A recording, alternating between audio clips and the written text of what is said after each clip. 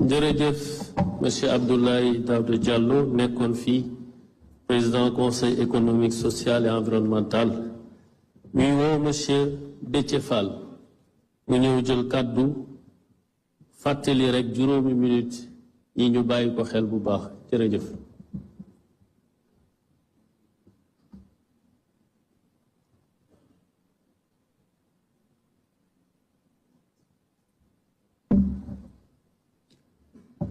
Monsieur le Président de la République, ñu lay nuyu Monsieur le Président de l'Assemblée nationale, Monsieur le Premier ministre, di nuyu également kilifa diine yi fi nekk yépp ku nekk ak famille bi nga représenté,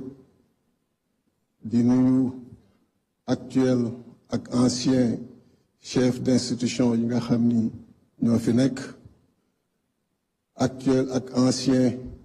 représentant d'institutions yi nga xam ni ñoo fi nekk, membre du gouvernement,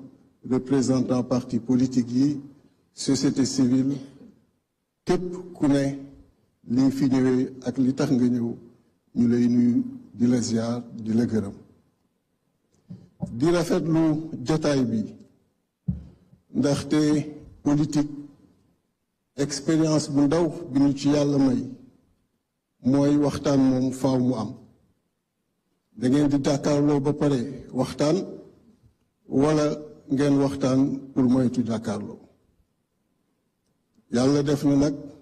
2016 am na ñu fi gis bokk naa ak ñoom doon diriger pôle de l'opposition ci dialogue bu amoon 2019 tamit confiance bi ngeen ma joxoon taxoon na aussi ma diriger pôle de l'opposition ci dialogue bi amoon dialogue yooyu yu am solo mais après jàkkaarloo la doon am tey nag yàlla def na nga indi dialogue ci climat bu apaisé pour nit ñi mën waxtaanee li nga xam ni mooy système politique bu Sénégal. Sénégal yàlla da ko may tradition démocratique bu xóot bu yàgg parce que dañ koy fàttali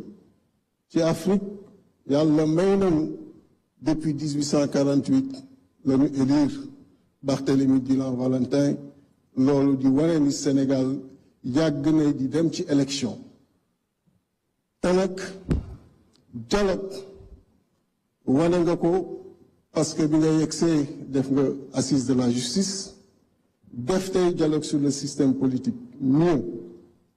le Premier ministre depuis daanaka 5 mois voire 6 la ñu installé l'Assemblée nationale jaar na ñetti yoon biir Assemblée nationale loolu lépp di wane ni dialogue dafa am solo surtout bu ñu xamee li xew ci Afrique nga xam ni après ay élections wala système politique bu mauvais mooy indi instabilité te ci instabilité kenn mënu ci tabax réew ci stabilité rek nga ko mën tabaxee et yàlla def na malgré contexte bi ñu fi fekk muy contexte bu xaw a yéeme stabilité bi am après yóbbu na yoon commencé ubbeeku ba Sénégalais yi mën a comprendre démarche jubbanti bi mais également mën a xam ni ci dëgg rek la ñu mën defaree réew ñu indi patience bi war ak accompagnement bi war pour mën la accompagner ci mission bi nga xam ni moom nga nekk. kon di la féliciter encore une fois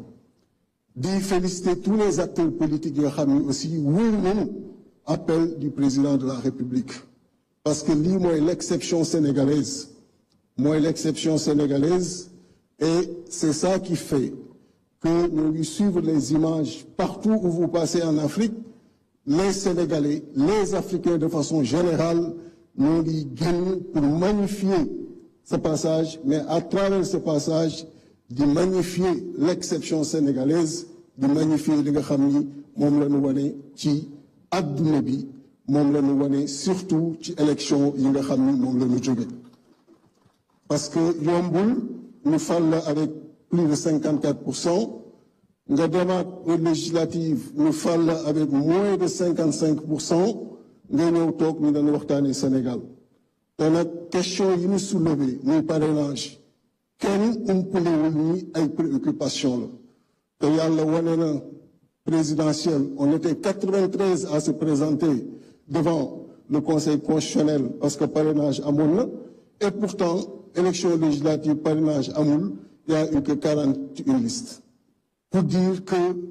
loolu lu jar a waxtaanee la financement des partis politiques également yàgg nañ koy wax au niveau des oppositions qui se sont succédées je pense que yu jar a waxtaanee la heureusement ba nga ko ci dugalee surtout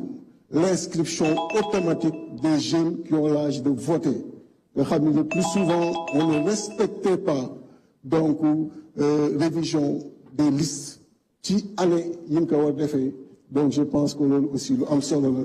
xalaat yi bare na mais di leen gërëm di leen sant di féliciter encore une fois le président de la République ak aussi le premier ministre donc merci beaucoup ci invitation.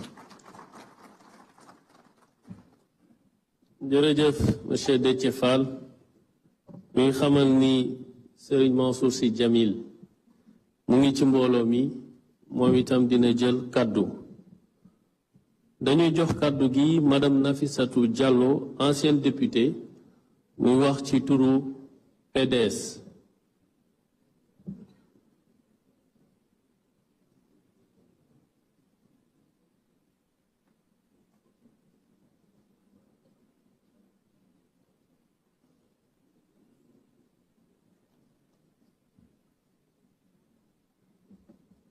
Monsieur le Président de la République, Monsieur le Président de l'Assemblée nationale, Monsieur le Premier ministre, Mesdames, Messieurs les membres du gouvernement, chers représentants des partis politiques et de la société civile, distingués invités. Je prends la parole au nom du Parti démocratique sénégalais pour saluer l'organisation de ce dialogue national